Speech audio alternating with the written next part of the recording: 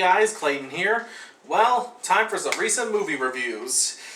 And probably these are only the three movies I saw from this year so far in theaters, and probably gonna be a while due to this whole coronavirus outbreak, and I probably just dated the video if you see this in a future date. Regardless, I saw three movies, one last week and two of them this week. I saw one yesterday by the time I was recording this, and I saw one recently, just a few hours ago. And I'm gonna review like, I have my rating system, but it's gonna be by whatever out of 10, and I'm going by the release date, so I'm gonna review them by release date. So, and again, if you disagree with what I say, that is totally fine. You're not an idiot, you're not below me, you're not whatever. We're all different in our opinions of movies, and that's good. So, without further delay, here is my triple feature review, whatever you want to call it. Anyway, let's get started.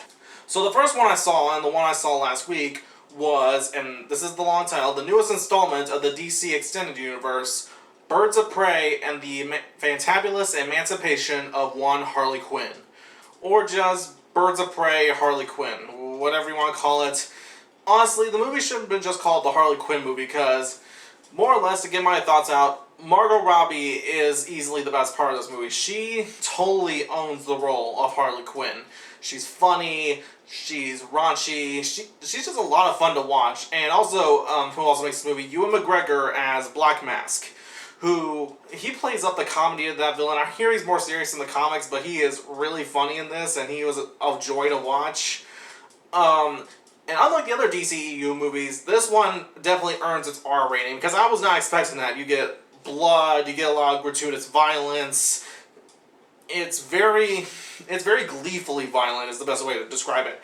And I think Sean from Cinematic Excrement said it best, that this is pretty much DC's answer to Deadpool. Because there's a lot of stuff that it did remind me a lot of Deadpool, like Harley talking to the audience, the very dark kind of humor that it has.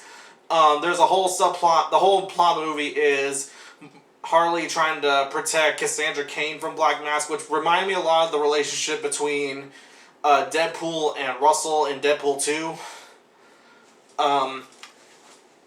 And it's all good. I do think this is easily among one of their better ones. I'll say this, in terms of, because it's a follow-up to another movie, it's way better than Suicide Squad. I'll say that. It is leagues above Suicide Squad. But as for other ones, I will say Wonder Woman and Shazam are a little better, and I'm debating if it is better or not as good as Aquaman. It's kind of hard to say. I liked Aquaman fine, but it's sort of like in between those, if you know what I'm saying. I think the only problem I do have is that the Birds of Prey, while as the title of the movie, the Birds of Prey, with a few exceptions, a couple of exceptions, they don't really do much in the movie. Like, more or less, they should just called it the Harley Quinn movie, pretty much, because it more or less focuses on Harley than the Birds of Prey. I mean, I'm not going to give away the ending, but it's sort of how they came to it. And I do think the actors they got to do it, like from Rosie Perez, Journey Smollett Bell, who plays Black Canary, she was easily one of my favorites also, which it also surprises me that she played, at a young age, she was Michelle's friend Denise from Full House, and that just blew my mind that she grew up to be this very beautiful woman. Unfortunately, Mary Elizabeth Winstead kind of has one of the weaker ones, like she has less screen time than the others, but she does have a really funny running joke of her being called the crossbow killer, and she gets all upset about it. It's really funny. And I'm blanking on the girl who plays Cassandra Cain. Her name will be down below, but I know she's related to Dante Bosco, the voice of Zuko, and he's also Rufio and Hook. But I thought she did a good job, even though from what I heard, that is not how she is in the comics. So, I mean, because apparently she's Batgirl in the comics. And I think one other problem, I guess, is sort of the tonal shifts it has. Like, at one point, it goes from, the very kind of dark comedy, kind of similar to Deadpool, but other times it gets really kind of goofy and a little ridiculous, kind of silly, and Double Toasted kind of compared it to, say, the 60s Batman, which, in parts it kind of feels like it, but, I mean, other than that, those are the only problems I have, like the tonal inconsistency, and that, for a movie called Birds of Prey, they don't really do much. It's more Harley's movie, but I do think, of the DCEU movies, this is probably one of the better ones, and maybe a little appetizer for Wonder Woman 1984, but overall, I still recommend it. Especially, don't take your kids to see this because it definitely does earn the R rating. But if you really like the Harley Quinn character and you were disappointed in Suicide Squad, I do highly recommend this. It is a really entertaining, fun movie. If I were to give it a rating, I would probably say maybe 7.5, 7 out of 10. It's worth seeing, don't get me wrong. But those little problems kind of kept it from being like super, like up in the level of Wonder Woman and Shazam. But that's my thoughts on Birds of Prey. And now we get into the adaptation of the famous Sega mascot, Sonic the Hedgehog, which was supposed to come out in November of last year, but that first trailer dropped and Sonic looked more like the blue monstrosity than the blue blur, so the animators had to work really hard to fix him, and then their studio got shut down, unfortunately, which I hope because of how successful the movie did, maybe that'll convince them to bring back the studio. I don't know. I don't control things, but that would be nice. Anyway, now Sonic looks like Sonic, and the movie's finally out. This is up there with Rampage and Detective Pikachu as one of the better video game movies. This is a really fun movie. It's surprisingly, it captures a lot of the essence of Sonic. Not everything, though, because they don't mention stuff like the Chaos Emeralds and other things like that. It's just a straight up fun, like, buddy road trip movie, pretty much. Ben Schwartz as the voice of Sonic, I think he did a really good job. He was really funny in a lot of scenes. But also who steals the show is Jim Carrey as Dr. Robotnik. He is so funny in this. He brings back sort of the Jim Carrey from the night. Like, it's very Ace Ventura, but also has hints of stuff like his performance as the Grinch or as Count Olaf in Lemony Snicket's A Series of Unfortunate Events. Like, it's that kind of Jim Carrey. And he was such a blast to watch that if they do make a sequel, I'll totally see it for him if he continues to be Dr. Robotnik. James Marsden I thought was pretty good. He is pretty much kind of a similar role he did with Hop, but I think this was much better. Though there was a quote he says is like, "What am I doing?" I'm just thinking like, oh god, I'm having flashbacks to Hop again. But at least he's not with a Russell Brand bunny, but more or less with a talking blue hedgehog. If there's any problem I do have is that it does kind of follow a formulaic pattern. Like, it is pretty much just the road trip kind of movie with he gets into a bar fight, they take many stops, among other things. Like, it's cliche, but I do think it's kind of done well in this. Like, it even has a similar vein of something like the Smurfs, where you have this creature who's not from our world and another person kind of tags along. Though, unlike the Smurfs, where the Smurfs are taken from their village and they're in New York, and we follow Neil Patrick Harris and his wife, which was made totally uninteresting, and like, why do you care? Well, this one you do kind of care a lot with James Marsden's character, and he is actually a really fun character to be around. Like, it's definitely the best one out of all those kind of movies that they've done. And also, there's a couple of times where Sonic literally does the floss dance a couple of times, which it didn't bother me. That's more of a nitpick that he does the floss dance a couple of times. I'm just like, Sonic, please stop. And there's also a fart joke in there too, which, I mean, to be fair, I didn't mind that as much. But that's, again, minor nitpick.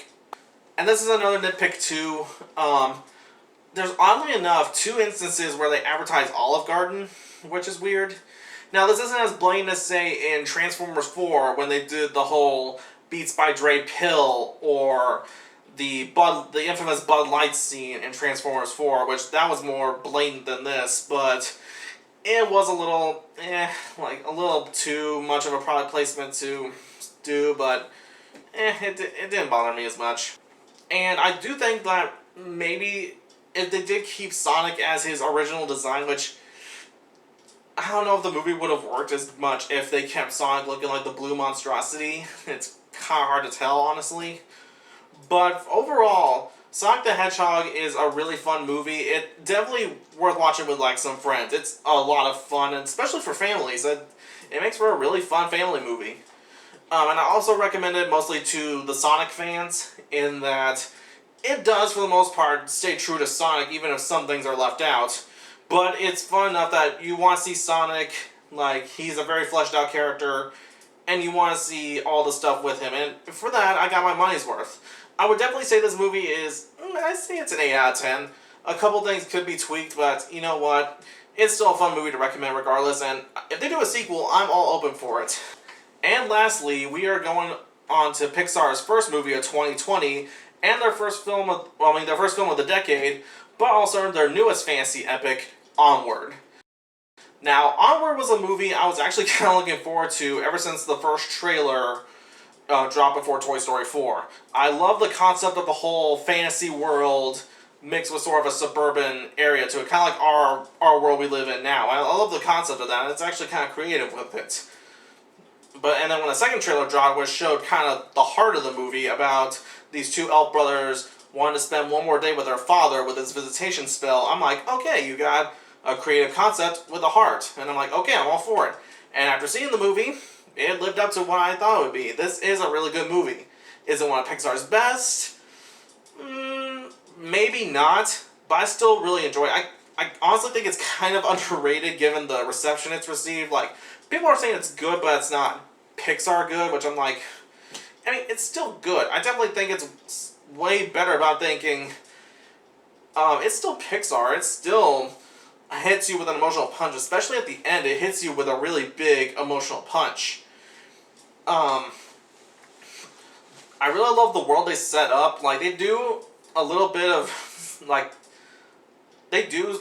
world building with this whole Quests of Yore game that Barley plays.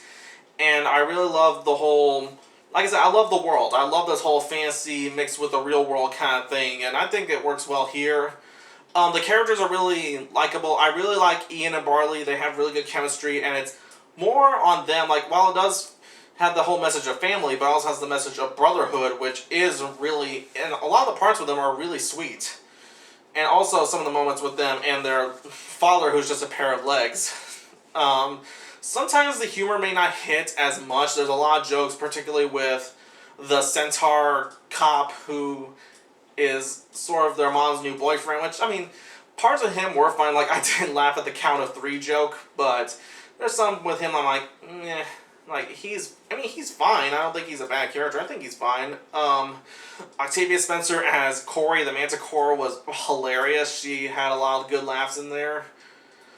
The animation is really, it's Pixar. It's really good. I've heard a lot of people complain in a similar vein of The Good Dinosaur that it mixes like cartoonish designs with almost photorealistic backdrops, which it didn't bother me in The Good Dinosaur, and it honestly doesn't bother me here. It is a little stylized, but I think it works well, even for this movie. But it's all the stuff you expect from Pixar. There's a heart, there's a lot of good humor, likable characters. It's more, it's pretty much what you would expect from a really good Pixar movie. As for the short before, the Maggie Simpson short, it was odd seeing it, but honestly, it was a really cute short. I do recommend this movie a lot, and so far, of the 3 I've reviewed, this is probably my favorite of the 3, followed by Sonic and Birds of Prey. All 3 are really good, but I do honestly kind of recommend Onward a little more for the family. It's see it with your family, and I guarantee you'll have a really good time with this, and I can definitely see some people putting this as like one of the more underrated movies of this year, one of the more underrated Pixar movies for that matter. Maybe it'll get that following. Who knows? As for my rating, I would give Onward between an 8.5 to probably a 9 out of 10. It's still good. It's still a good Pixar movie. Is it one of their best?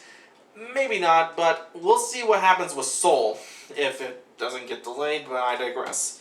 Anyway, that does it for these 3 different little reviews here for what I just saw. Hopefully I'll do more, maybe with stuff that's coming out on Blu-ray soon, like Dolittle, which I'm totally interested to see how that turns out. And I am working on a video, I don't know when it'll come out, but I'm doing a How to Train Your Dragon trilogy tribute. Since the first movie is turning 10 years old this year, I thought I would give tribute to probably my favorite DreamWorks franchise. So look forward to that. Anyway, this is Clayton, signing out.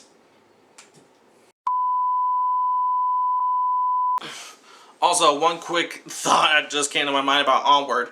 As much as I love the character of Barley and Chris Pratt does a great job, as well as Tom Holland as Ian, was it just me, or did Barley kind of look like the character that Jack Black would have played? Like, early years, like early Tenacious D, School of Rock Jack Black. I love Chris Pratt, and I thought he does great. And I also love Jack Black. But did anyone else think that Jack Black honestly would have been a really good choice for the role also? That's just me. Anyway, that's just quick thoughts. Thank you for watching my video.